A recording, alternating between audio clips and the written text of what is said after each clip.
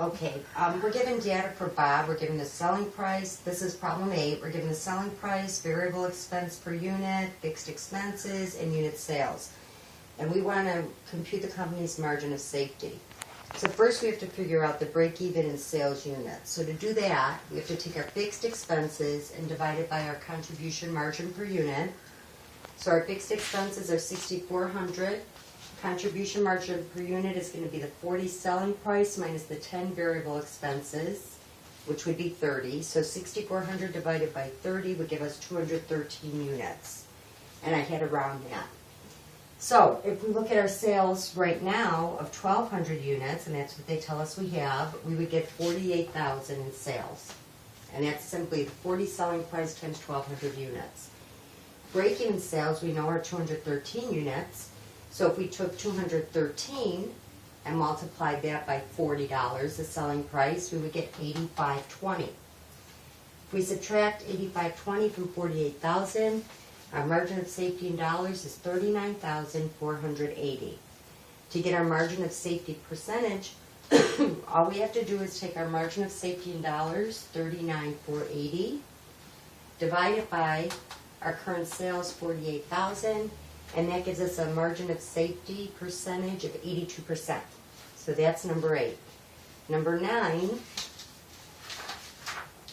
Bob Company installs home theater systems, and the company's most recent monthly contribution format income statement appears below.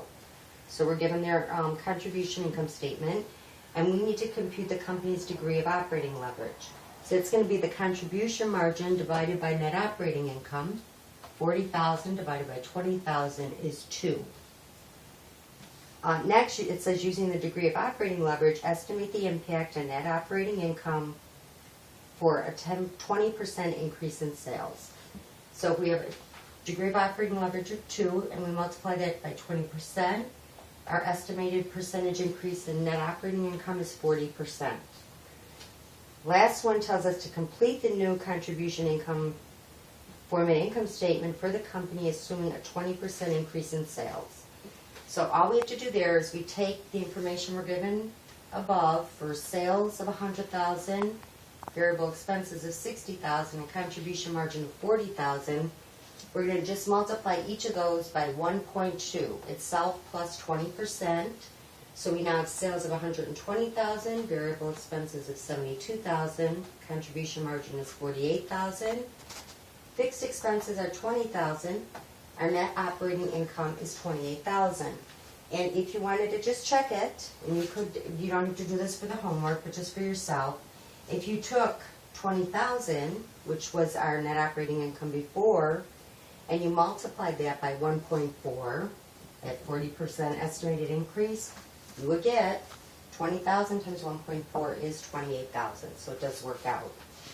And the next one, dealing with our very last page, so all of that covered the homework. This is for the quiz. And for one of the quiz problems, it shows the variable expense per unit is 36, selling price is 60. What's the contribution margin ratio? We just take our sales of 60 minus our variable expenses of 36.